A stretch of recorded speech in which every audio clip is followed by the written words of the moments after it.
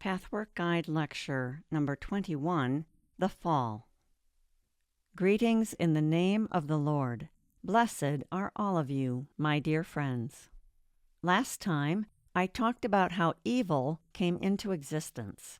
This question has bothered many people who cannot imagine how a God of love could permit the existence of evil. For those friends who are here for the first time, I suggest they listen to the last two lectures in order to understand this one, which is a continuation. To briefly recapitulate, I explained how long before the existence of the material world, some of the created beings who had been endowed not only with free will, but also with a certain power, abused this power. I explained how this fall of the angels, as it is called, happened gradually as a slow process of degeneration, whereby everything divine very slowly and gradually turned into its opposite aspect.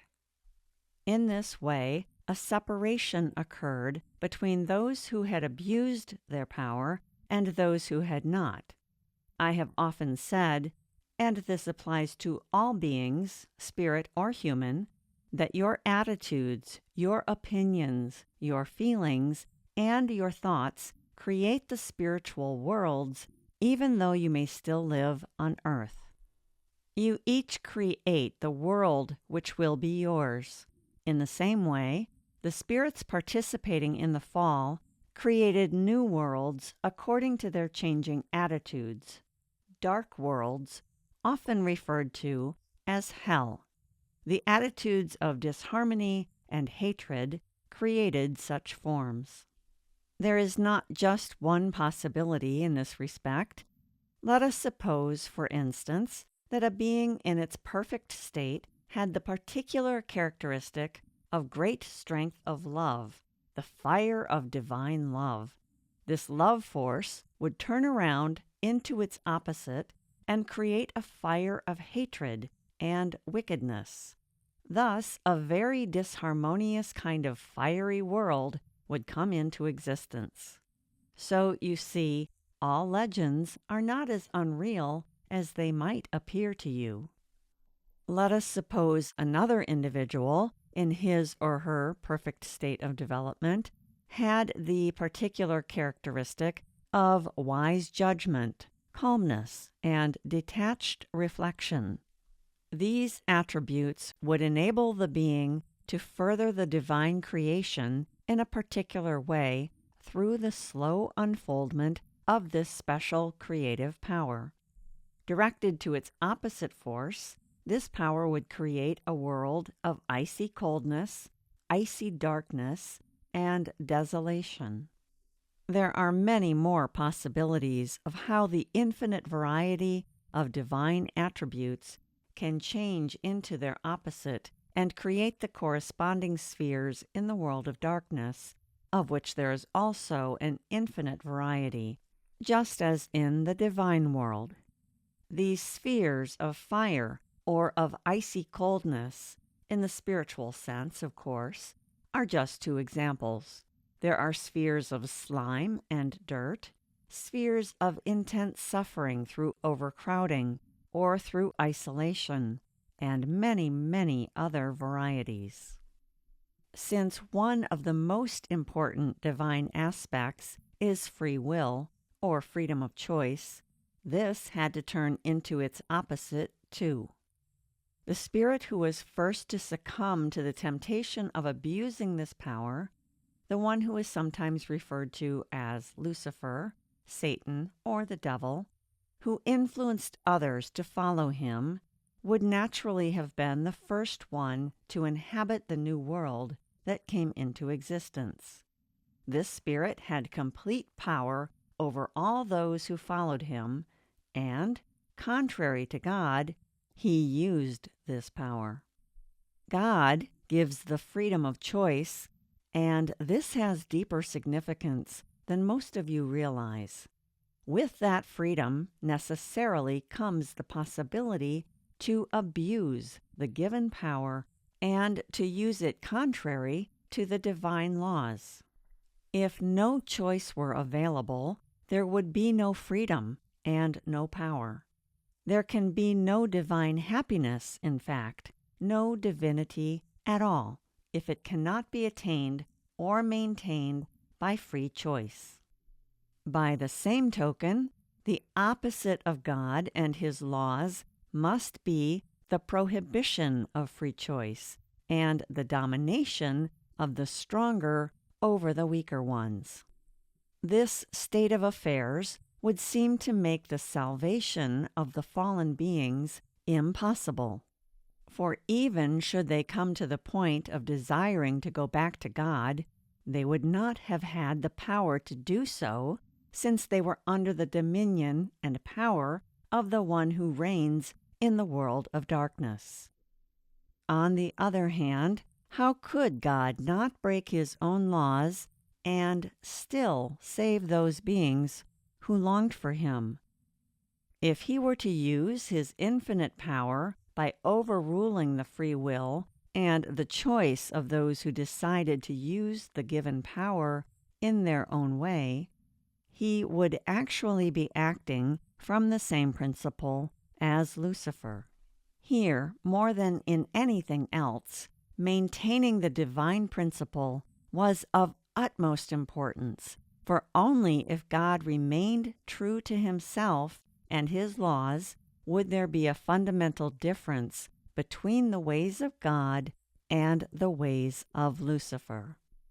Since it is God's plan that every creature should recognize Him and at the same time come back to Him out of free choice and reattain divinity, it was imperative that he not use the same means of force as his opponent, even though his purpose might be a good one.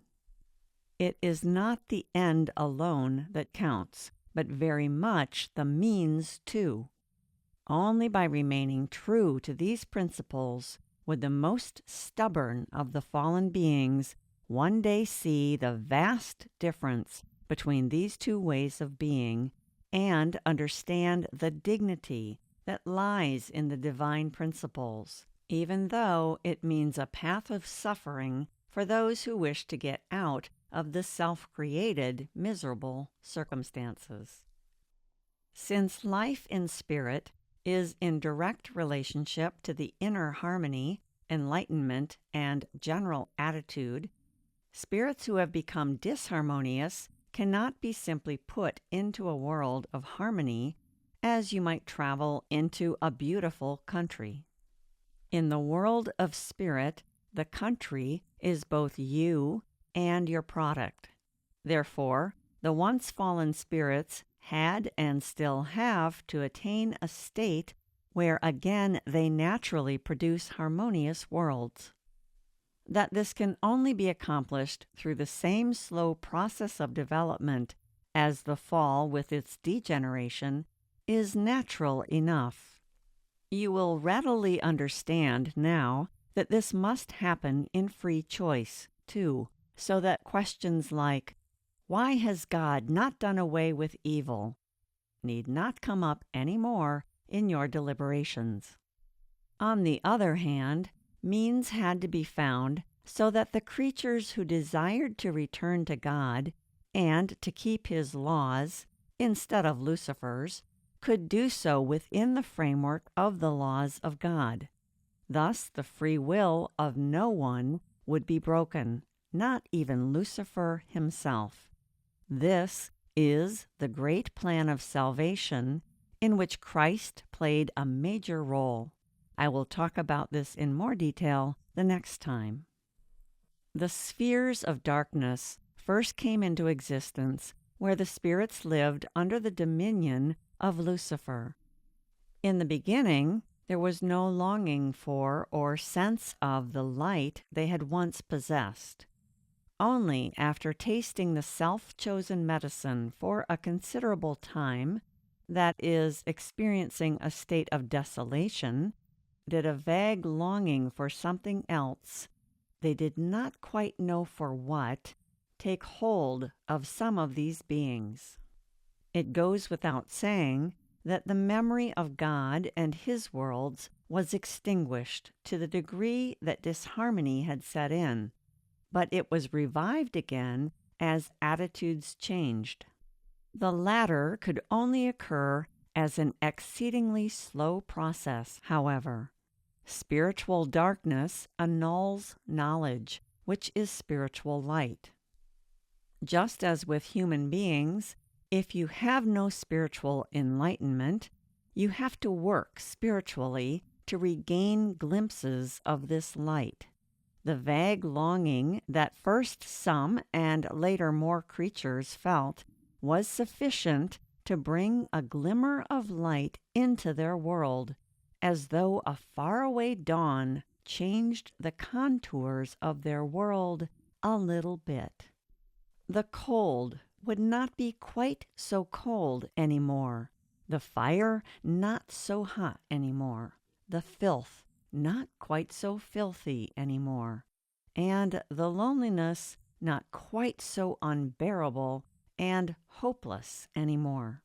When enough spirits came into the state of longing, and the longing increased, the time was ripe for the material world, as you know it, to come into existence. You may say that God created the material world, and this is true, for nothing can be created without the creative divine force.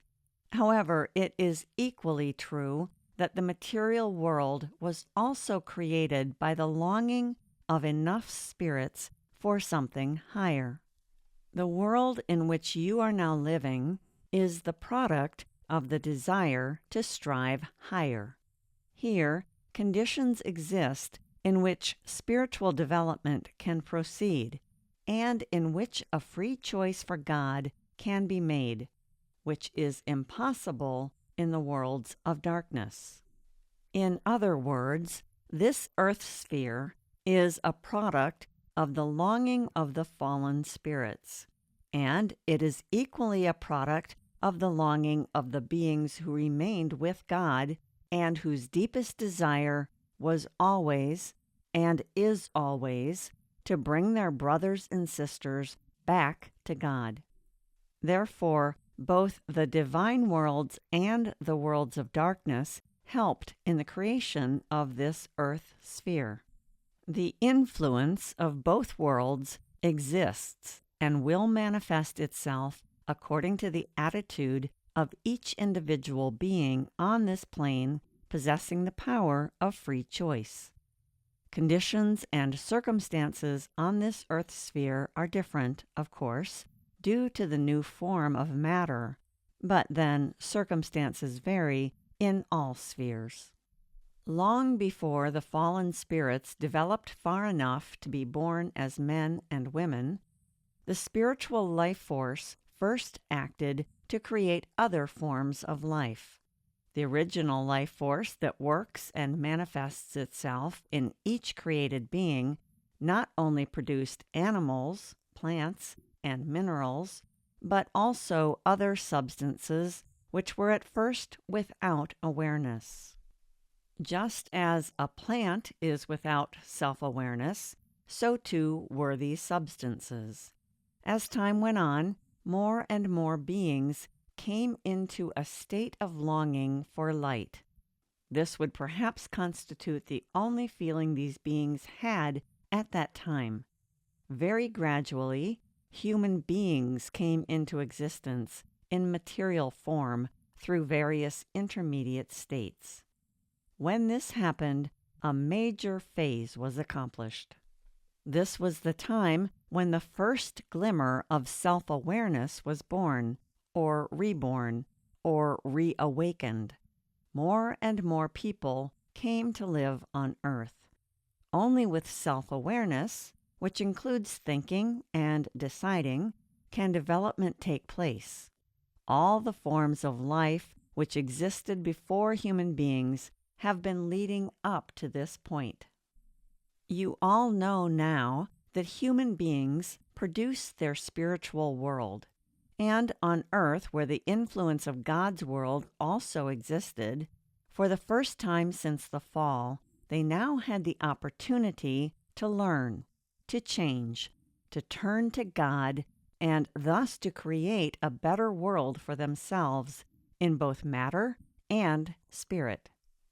They would go to the spirit world after the death of the body and also during sleep when the body rested. From the spirit world, they would receive inspirations and influences of all sorts. This is why development cannot proceed faster, for all the incarnated beings were at first so low in their development that they were constantly influenced by their own sphere. If God's world had not acted on this earth too, there would not have been any difference between the earth sphere and a sphere in the world of darkness. You must realize, my friends, that I can only give you a very rough outline of all this. This touches the very greatest questions, which cannot be fully understood by any human being, for both human language and human understanding are too limited. Therefore, as a rule, I do not even like to talk much about all this, because the main thing for you is to learn to know your own soul and to develop it spiritually. However, human beings often wonder about these fundamental questions, not merely in a spirit of superficial curiosity, but in good faith. And ignorance and wrong conceptions of some of these points may seriously hinder your development. This is why I have been charged to give this series of lectures, even though some of you may not yet have sufficient inner perception to sense and feel the truth and deep significance all this information holds in general, and also for your own lives in particular. How did the influence of the world of God manifest itself? Could angels of God guide and inspire the human beings who were incarnated from the spheres of darkness? This would be an impossibility, since according to universal law, an individual human being has to make the first step in order to receive help from the world of God. How could this step be made if the whole entity was still so coarse that it had no inkling of God, no idea of this world, and no notion of what to do? On the other hand, God's world co-created this material world, and thus, according to the law of free will, had the right to manifest its influence on earth. The answer is that pure spirits who remained in the divine worlds were incarnated at all times. To be sure, very few were incarnated at one time, but the influence of one such being outweighs by far the strength and influence of 100 creatures of the world of darkness. The spirits who were incarnated from the world of God brought with them light, love, and wisdom. They fulfilled a great mission with their incarnation on earth, and their influence was much more far-reaching than might have appeared at first sight. With this influence growing steadily through the ages, the fallen spirits during their incarnation on earth could freely choose what side to listen to, the side that reached their lower nature, or the side that seemed to push them ever upward, regardless of the difficulties encountered.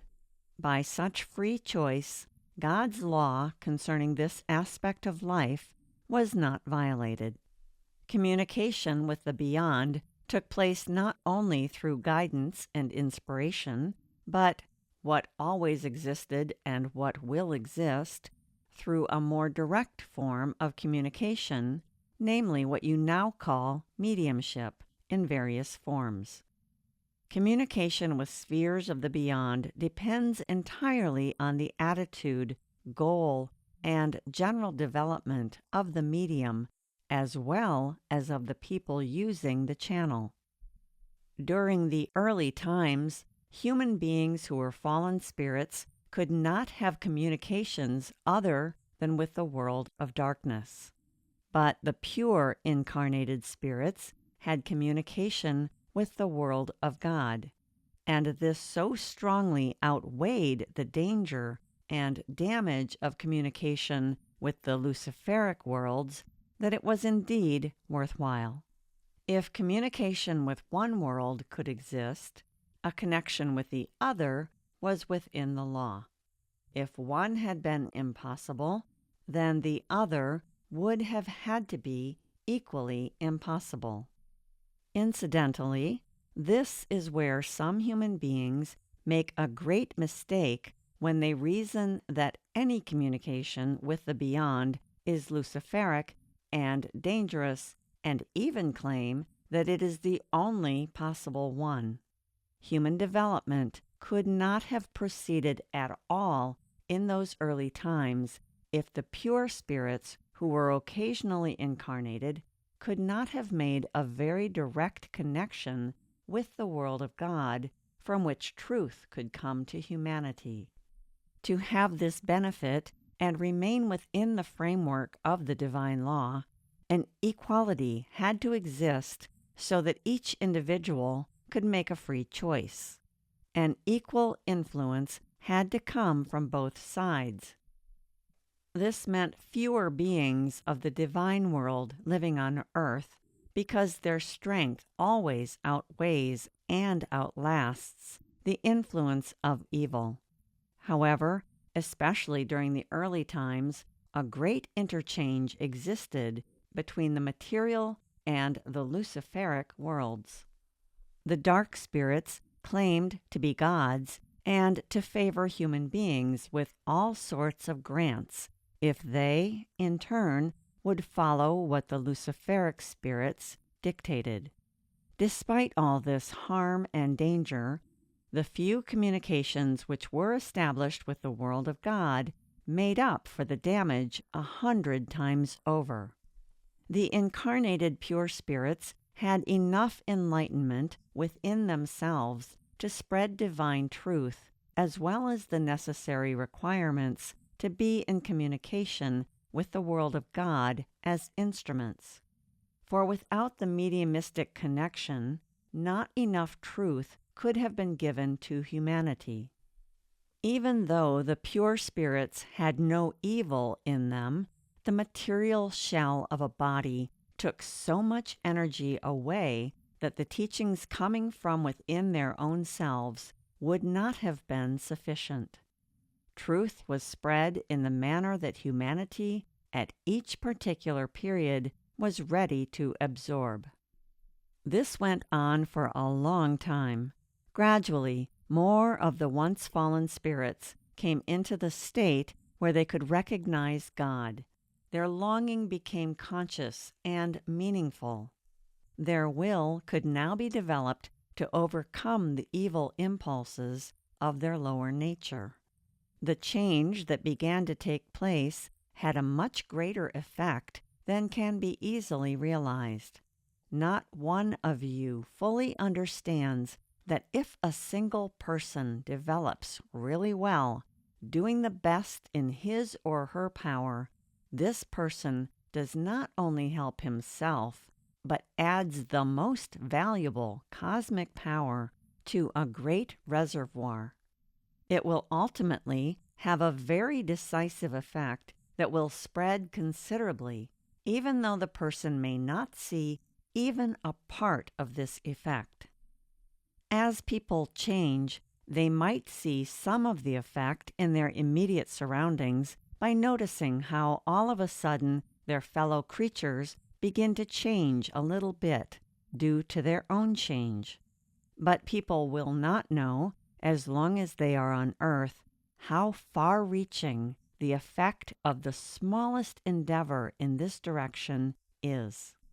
No such endeavor is therefore ever in vain, my friends. It is as though you threw a stone into a pond of quiet water. A ring appears around it, then come more and more rings, until they extend so far that your eyes cannot follow them to the outer periphery, but the rings are still there. If one person overcomes a single weakness, it constitutes the best help in the great plan of salvation. Next time, I will continue from here and talk in greater detail about the part Jesus Christ has played in the plan of salvation.